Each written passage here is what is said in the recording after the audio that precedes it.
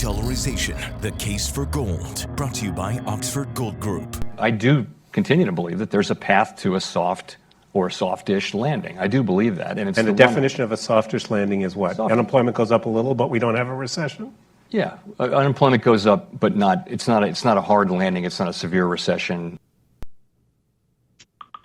Well, that's good news, except it's Jerome Powell, and he's an idiot, so I'd rather hear that from John Carney. Joining me now, my friend John Carney of Breitbart.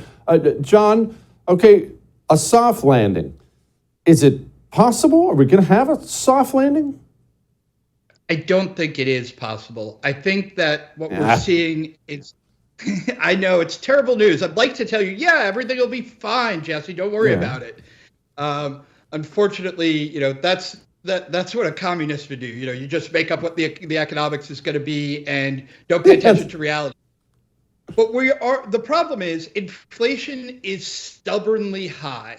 And the Fed, when it talks about a soft landing, is saying that it thinks it can squeeze out the inflation that it let get out of control without really damaging the economy. Now, that would have been possible if they had acted earlier and in time. Unfortunately, they let inflation get out of control, and they probably are going to have to squeeze the economy so much that we end up with what people are calling a hard landing, which means unemployment goes up a lot, and we probably have to have what eventually gets declared a real recession. Okay, squeeze the economy so hard. That's interest rates going up. That's what you're describing? That's right. Interest rates are going to have to go up. They've already gone up by 500 basis points, so 5 percentage points. And they're going to have to go up further. And the Fed people have been communicating this. They're looking at what's going on in the economy. They're saying, maybe we'll take a break, but we're going to have to go higher. I think they end up really going a whole nother percentage point at least, so that we end up above 6%. That puts me on the high side. Most economists, I'll say, and the Fed people don't agree with me on that. They think we go to 5.25 or 5.5. I think we're above 6% before this is all done. Good grief. Okay. Now, I don't love to do a bunch of revisionist history, but I'm asking this question just because I'm curious. You say they screwed it up. What a shock. I think everyone figured that much. Could someone who actually knows what they're doing, like you, could you have maybe landed us softly? I just don't understand how that's possible when you print that much, but I'm not an economist. You are. Could someone smart have landed us softly? So, yes, I do think that if they had acted early on, when we had things like the vaccines and the reopening of the economy and people allowed out of their house without a mask on, the economy was doing better.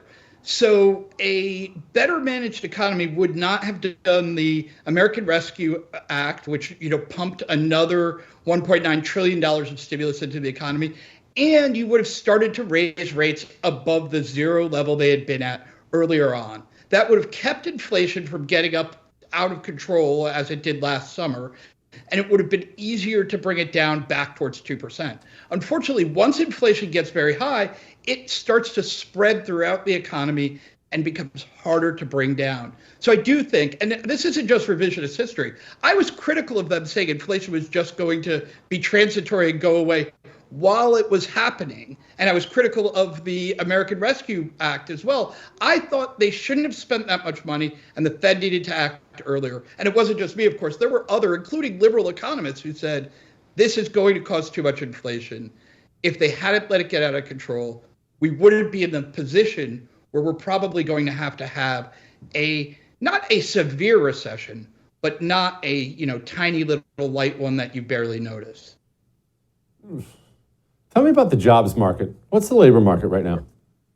It's very strong. And this is one of the things that has the Fed concerned about, because frankly, the ratio of unemployed people to vacancies has gone back up to close to 1.8% for a vacancy for every unemployed person. And that really can drive inflation, because what it means is employers have to bid up to hire people.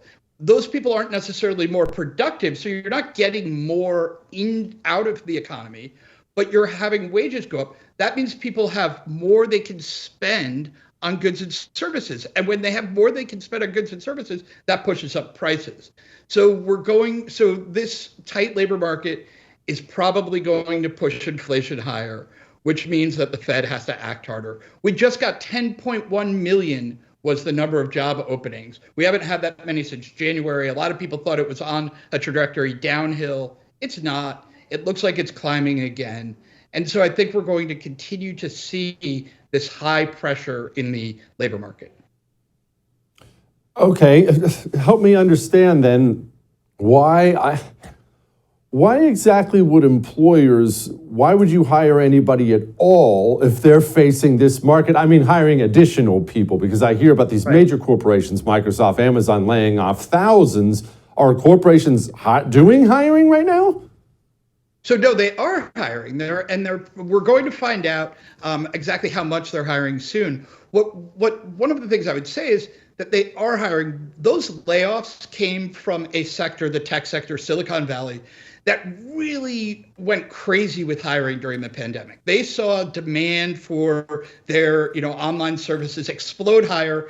And instead of just saying, okay, yeah, people are stuck at home, and so, of course we got more business, they sort of thought that trend would continue. And so they overhired. So we've seen them shrink.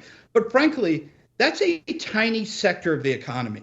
It is not, just like people say, like Wall Street, it's not the economy. Silicon Valley is not the economy.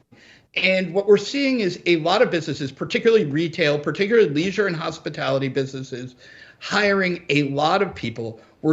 And even construction is now bouncing back. So we're seeing a lot of people get hired into building homes, believe it or not, building offices, and building roads and highways. So we're not seeing large layoffs throughout the economy at all. We're seeing it in a small sector of the economy.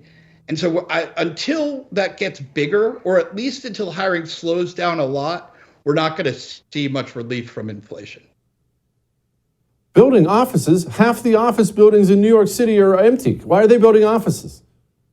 Right. Well, so one of the things that's going to happen is I think we're going to start to see, we're going to start to see some sort of ex-urban office construction. People don't want to go into the center cities anymore, but there is still a demand for people, maybe new kinds of workspaces.